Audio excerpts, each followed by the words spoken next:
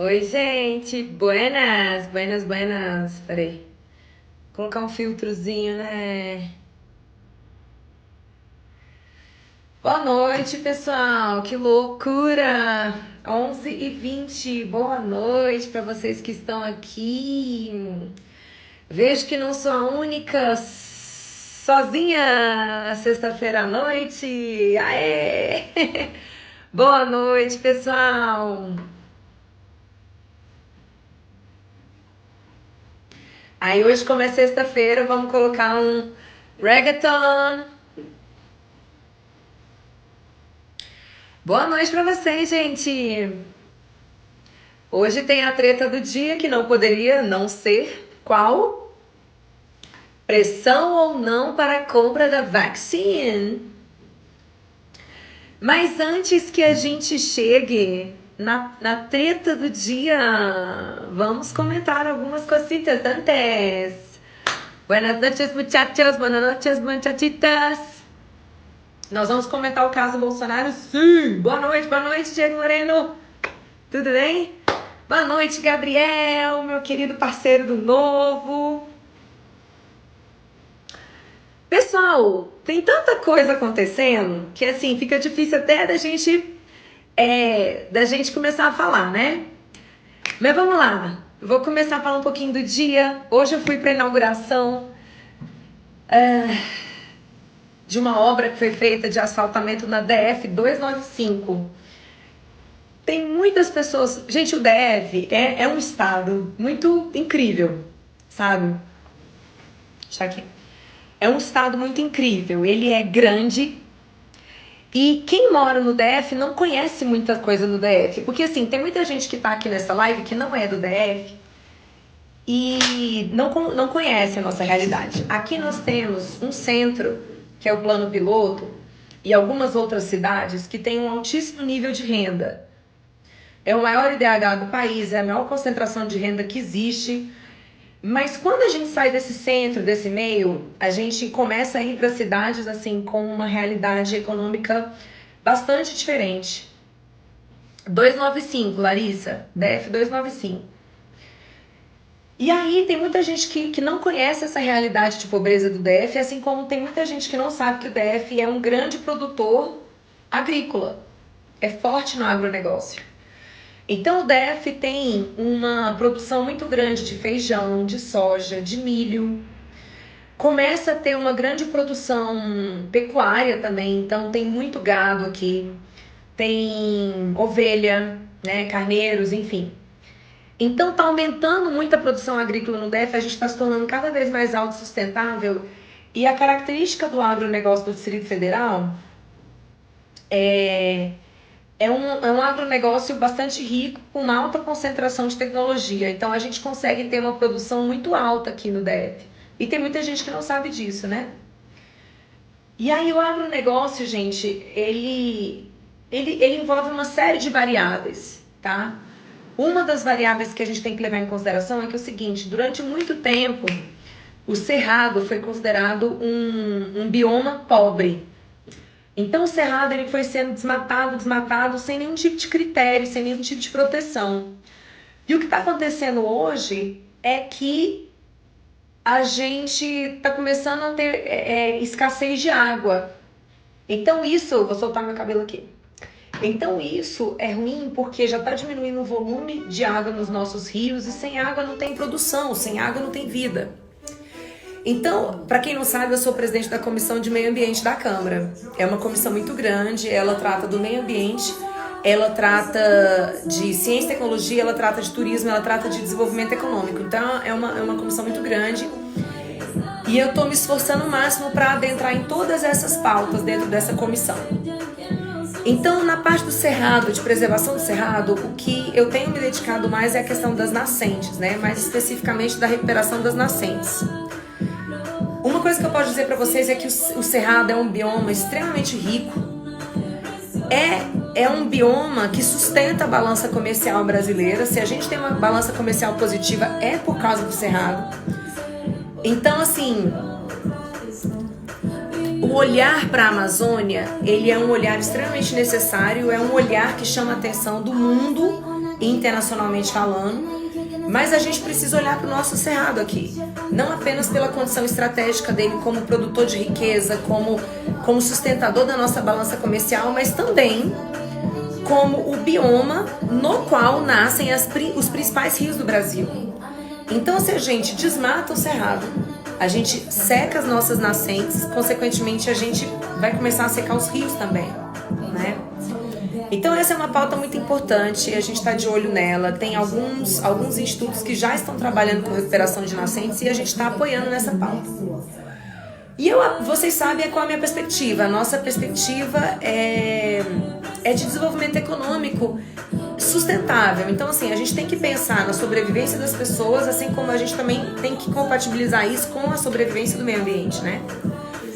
Então, quando a gente asfalta uma via dessa, a gente fomenta a produção agrícola local e isso é extremamente positivo pra gente, né? Porque dá a possibilidade da pessoa se fixar no campo, de a gente produzir localmente, aí consequentemente a gente emite menos gás carbônico porque diminui o trânsito, né, de mercadorias no país, enfim. Então é uma pauta extremamente rica e a gente está de olho nisso. Então hoje eu fui na inauguração dessa rodovia, bem legal, e fica a dica para vocês, conheçam a área rural do Brasil. Do Brasil não, de Brasília, né? E o Diego tá aqui falando, bora plantar árvores? Com certeza, vamos plantar árvores nativas. Já tô pegando o nome das pessoas que querem ser voluntárias nesse projeto, porque a gente vai começar a organizar ações de plantio de árvores, beleza? O Diego tá aqui, tem local pra gente plantar? Demais. O Distrito Federal como um todo, ele é carente de árvores, né? Assim, o plano não, tem muita árvore, mas quando a gente vai para fora do plano, falta árvore, a gente precisa arborizar. Porque verde é qualidade de vida, a pessoa que mora num lugar arborizado é uma pessoa que consegue ser mais leve, que consegue ter mais saúde, né? O pessoal tá perguntando que música é essa. Eu coloquei um reggaeton numa estação aqui, reggaeton da Alexa, mas vocês podem sugerir outra. Gente, eu vou falar, eu tô bem cansada, essa live não vai durar tanto tempo como as outras, porque eu realmente tô cansada. Mas a gente não pode deixar de comentar algumas coisas que estão acontecendo, né? Então, começando aqui pro Distrito Federal, puxando aqui um assunto que se relaciona ao Supremo Tribunal Federal, que decidiu que... Tá legal, né, essa música? O Supremo fez maioria e decidiu que os governadores não são obrigados a irem à CPI. Eu já disse pra vocês, eu não concordo com esse posicionamento do Supremo porque a gente está falando de recurso federal que foi encaminhado para os estados. Então, portanto, o Senado tem sim competência para tratar do assunto quando diz respeito a recursos federais, né? Mas essa foi a decisão do Supremo, então a gente não vai ter convocação dos governadores, né? E, nossa, essa luz tá muito forte, peraí, gente.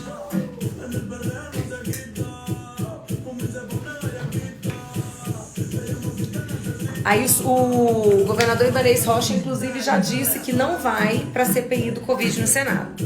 Ele disse que não vai nem de forma voluntária, né? Então, assim, de uma certa forma ele se esquivou, né, gente? Porque... Por que não vai para a CPI do Senado? Né? Se não tem problema nenhum, acho que não deveria ter receio de ir. Mas enfim, essa CPI do Senado tá pegando fogo. Hoje a gente teve a participação do Luiz Miranda lá, que é deputado federal aqui de Brasília.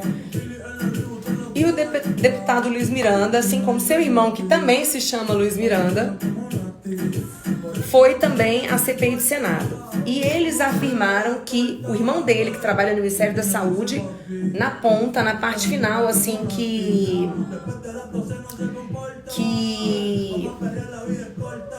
é onde compra as vacinas, ele disse que sempre teve pressão pela compra de vacina. Mas no caso da Covaxin, a pressão foi exagerada e foi atípica, né? E o Luiz Miranda disse que houve aí uma pressão do líder do governo na Câmara dos Deputados para a compra dessa vacina, né? Dessa Covaxin.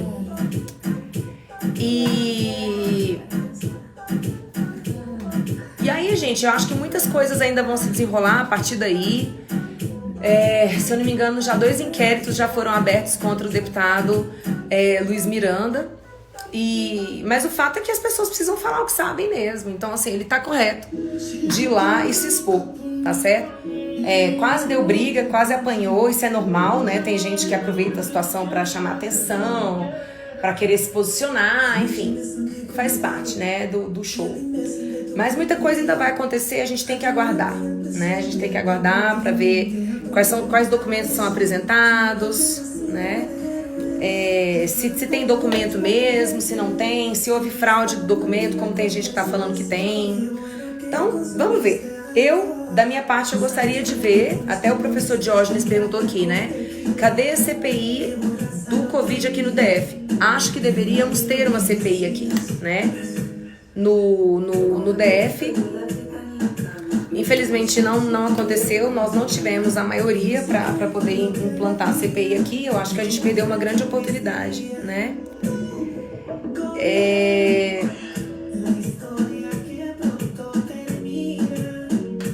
Tem muitos comentários aqui, mas o fato é que a CPI tá pegando fogo, né? Depois, se vocês quiserem comentar mais, né? Tô bem cansada, amanhã a agenda vai ser intensa também. Eu vou num campeonato de kart, depois eu vou visitar a Fercal, enfim, vai ser um dia cheio também. Então, uma conversa muito breve aqui entre nós. Essa semana nós tivemos várias vitórias no âmbito da Câmara Legislativa. A gente aprovou em primeiro turno a proposta de alteração da nossa lei orgânica, possibilitando o pagamento de auxílios, né, de benefícios sociais àqueles que estão em dívida com o governo do Distrito Federal. E é uma proposta de autoria nossa, né? Para poder passar uma emenda à lei orgânica é necessário ter 16 votos.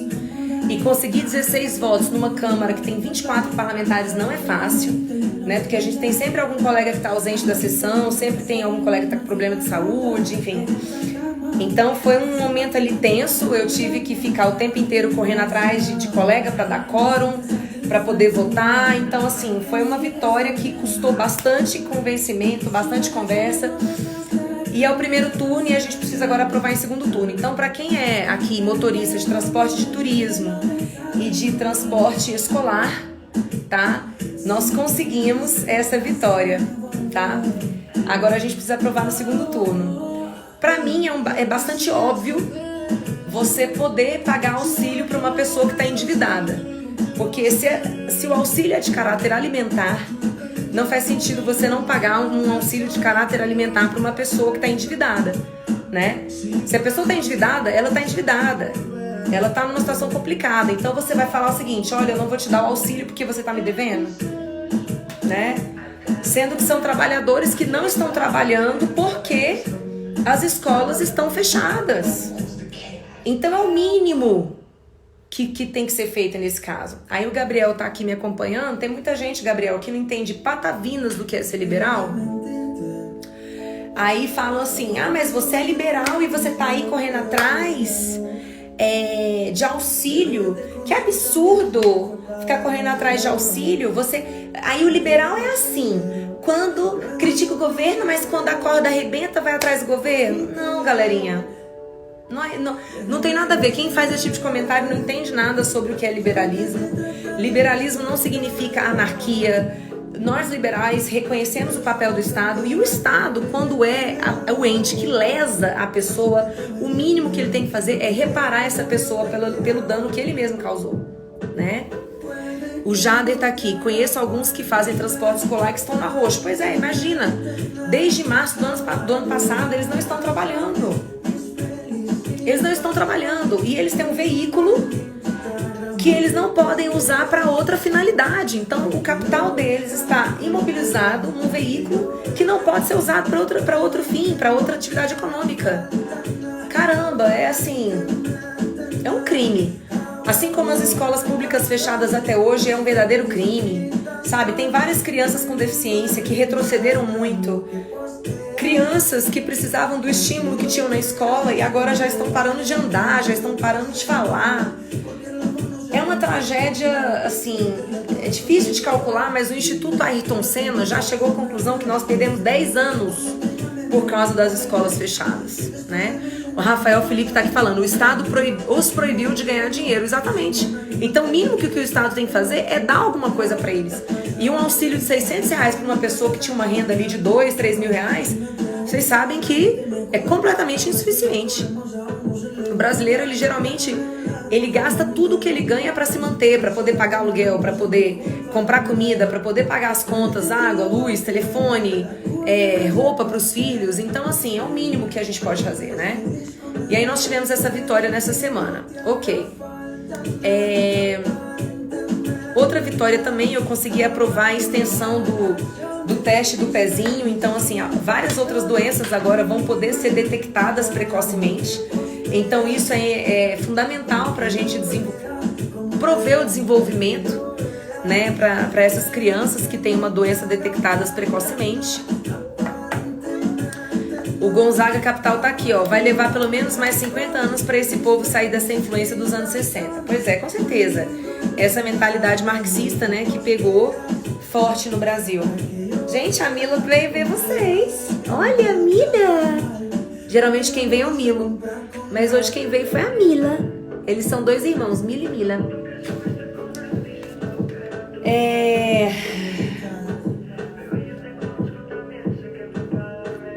O que mais, gente? Eu ia comentar com vocês o que é... Caramba, qual é o termo, Carol? O termo para dizer que as pessoas são caras. 80, anos 90, enfim. Basicamente, nós que somos 30 mais já estamos sendo discriminados pela galera mais nova aí. É normal, isso acontece mesmo. Acontece, né, gente? A Mila aqui, ela é brava, viu? Eu tô fazendo isso, mas eu tenho medo de tomar uma patada dela. A Mila é brava, o Mila é um pamonha. Então, galera, eu sou cringe. Tem algumas expressões cringe. Depois vocês falam pra mim quais são as principais expressões que remetem aí ao cringe. O cenário eleitoral aqui no DF, eu tô vendo a gente aqui colocando Regufe, Ibanez. O cenário eleitoral aqui no DF também tá pegando fogo já, né? Várias articulações estão... Como é que fala? Cringe. Se fala cringe.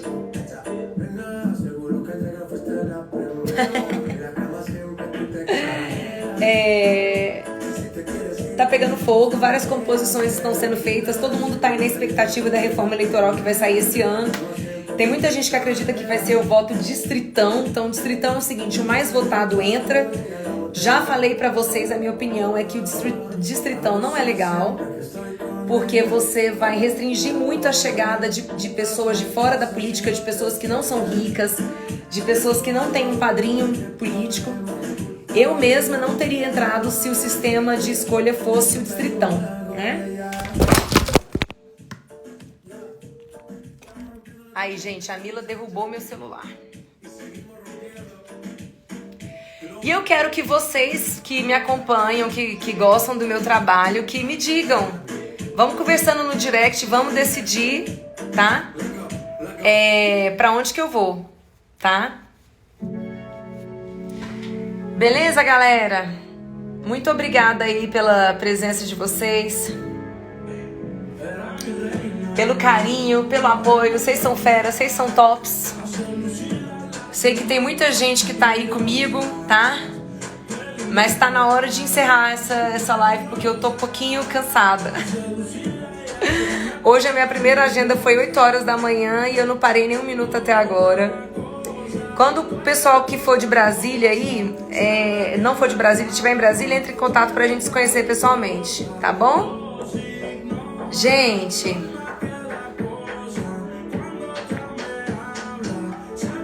O Davi tá aqui. Deputada, você vem como deputada federal, já que o Novo não tem uma política de reeleição? Na realidade, no Novo a gente pode ter uma reeleição. Então eu poderia ser distrital de novo. Entendeu? Depois não.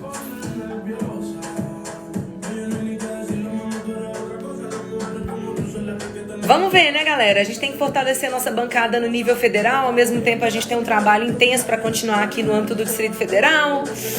Não sei. Vamos ver o que Deus aponta pra gente fazer, né?